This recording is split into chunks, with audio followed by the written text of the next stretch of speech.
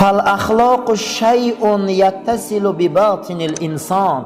اخلاق یک چیز بوده که ریشه های او در درون قلب آدم بوده. اخلاق در کجا بوده عزیزان؟ در درون قلب انسان بوده است. حضرت مولانا جامی وقتی که درس میدادیان، حضرت مولانا یک سیله کودک جوگان بازی میکردیان. جوگان با زبان عربی با زبان ما خکی میگن. در او زبان هم با مو خکی بازی بالای چیده بوده، در مو تیاخوش هم قدی توپ میزدیان. جوگانو گوی میگن. گوی همون توپش میشه و جوگان همون خودش بازی میکردیان. هر باری که پیش درس مولانا جامی سیله کودکان میومدیان، حضرت ایجاشون میخستیان. همین کار 10 بار دوام میتیان. میگن حضرت مولانا چی به هر باری که می از سیله کودک میبیاید میخیزی؟ ای چی نتیجه یوخی؟ خشین درس تا گو حضرت ما دیدیم شما به ضابطه که در بین اینا یکتاش بچه استاد من. هر باری که به سوی من میبیو از حرمت استادو میخیزم در پیش باش. سگی استاد میگن سخسر نکن. وقتی ترا تعلیم داده، تربیت داده. یعنی این خیل اخلاقا بود که بزرگا با او درجه رسیدن. هر باره گفته است که میبیو از دهنی در هم بچه که استادم طرفی دری من میدهم ایجا میخیزم. استادم در همی کله استاد من خیال میکنم گرفتن در کله بچهش موندیم. هم خیلی چهره شد. این خیلی شخصیت ها بود. سلوک عمل و ارادیون. سلوک این اراده انسان بوده. یا اراده ها هسته ضعیف، اراده ها هسته خوب. ما باید اراده داشته باشیم. حضرت عمر رضی الله تعالی عنه بت پرستیدگی هست یا نه؟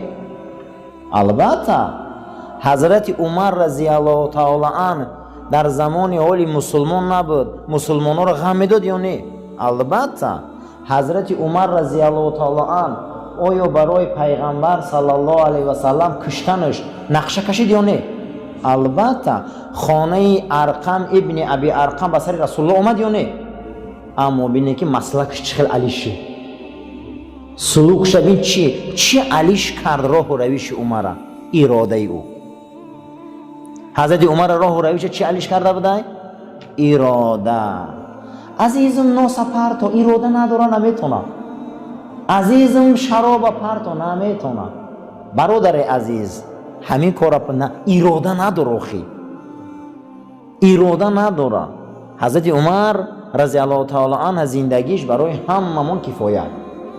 همه نمود جنایت در زندگی نبود، همه نمود جنایت در زندگی خالد ابن ولید بود. اما وقتی که ایمان میبیارن بینیم که اراده ایو رو به کجا برده میرسونن. اینش شمشیرتی خدا میکنه، اینش خلیفه رسول.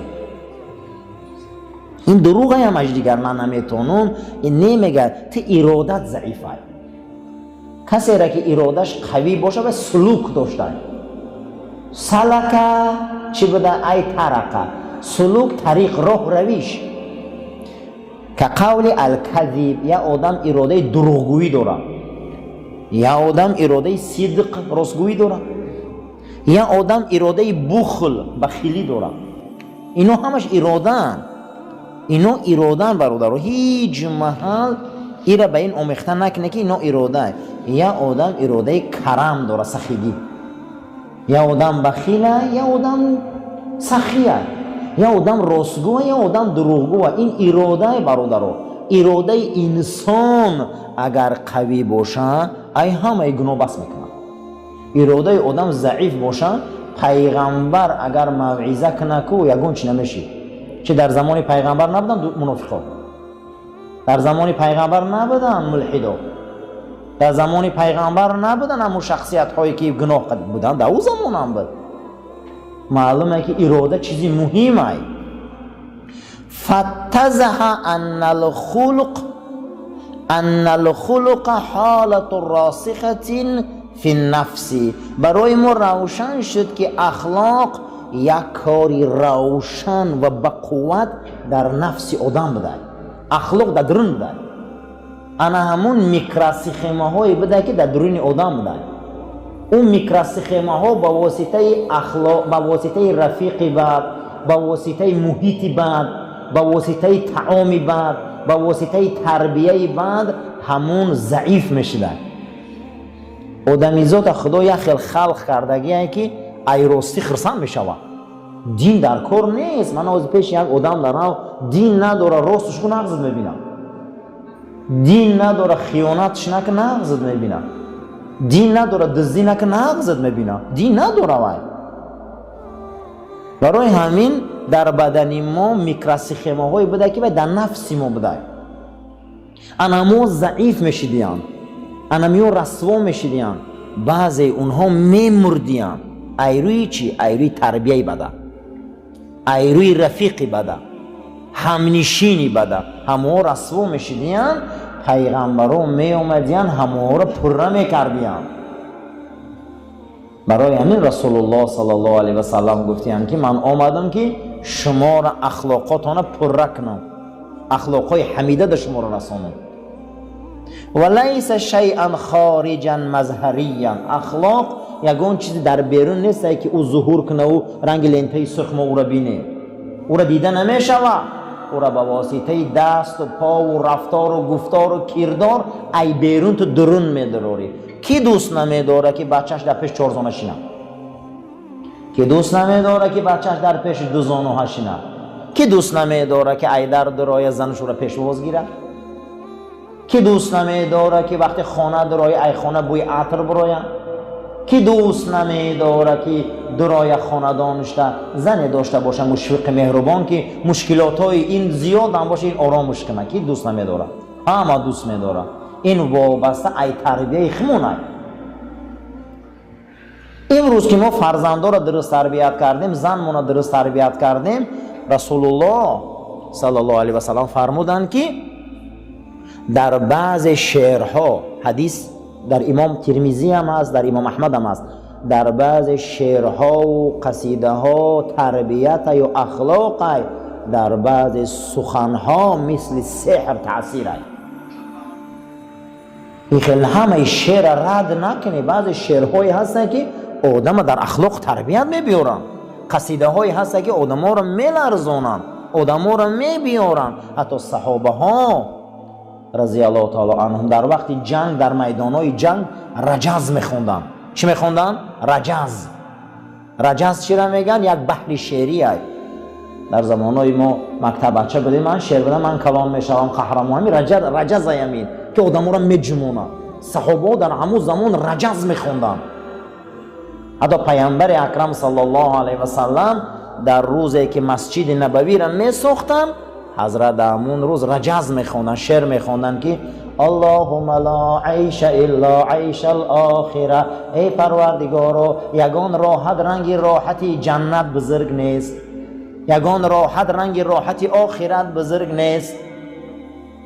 اللهم لا عیش الا عیش الاخره. ای پروردگارا، رگان راحت و معیشت رنگی معیشت آخرت نیست. فاغفر المهاجرین والانصار. بخش گناه مهاجران و مردم مدینه را. یعنی که معلومه که شعر رجز تأثیر داره. پیامبر در بعض شعرها تأثیر است، در بعض شعرها نصیحت است، در بعض گپ‌ها رنگ سحر تأثیر است.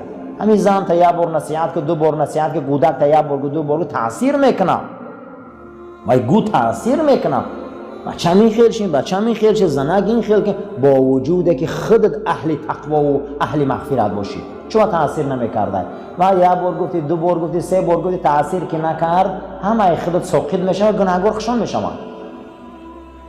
اخلاقی خیلی نبوده که ما او را در بیرون بینیم، رنگ گلها و رنگ دیوار و رنگ هوا، این خیلی مقصد رنگ آسمانی کبود بینیم. نه، اخلاق ای درون ما بوده، با واسطه دست و پا و زبان و چشم ما خودش نشان میداده که ما چه خیلی آدمیم. الحمدلله، الحمدلله. خدای ما را اهل اخلاق گردان، خدای ما را اهل تمیز گردان که با واسطه دست و پا و زبان و چشمان یک کارایی را نشان دهیم که مورد رحمت باشه. ما کتابایی داریم با نام سیرت النبی، سیرت رسول اکرم. پیغمبر چخیلی زندگی کرد، چند سال زندگی کرد، در رابطه هاش چخیل بود، در اخلاقش چخیل بود، با مردمی با ایمان چخیل بود، با مردمی به ایمان چخیل بود. این را میگن سیرت. این معنی سلوک همین بده که همین سیرت آدم بده است. میگفتن که آدم صورتش نگاه نکنه، سیرتش نگاه کن. هم خیلی گپ هستن. صورت آدم نگاه نکن، سیرتش نگاه کن. سیرت چی بوده؟ مذهبه، راه و رویشش. مذهب چی بوده؟ راه و رویش. یا آدم میگن که تو در کدام مذهبی، اینا گمان میکنن مذهب چیه؟ مذهب راه و رویش بوده یخی. یا آدم راه و رویش دینداری داره، یا آدم راه و رویش بدینی داره، اما این مذهبه. یا آدم راه و رویش اخلاقی داره، یا آدم راه و رویش به اخلاقی داره. همین را مذهب میگفتیم. یک نامش سلوک بوده. در علم اخلاق نام همین چی بوده؟ سلوک. و اتجاهه، یعنی که کوشش و راه و رفتارش. سلوک راه و رویش، رفتاری اون انسان، کرداری آدم.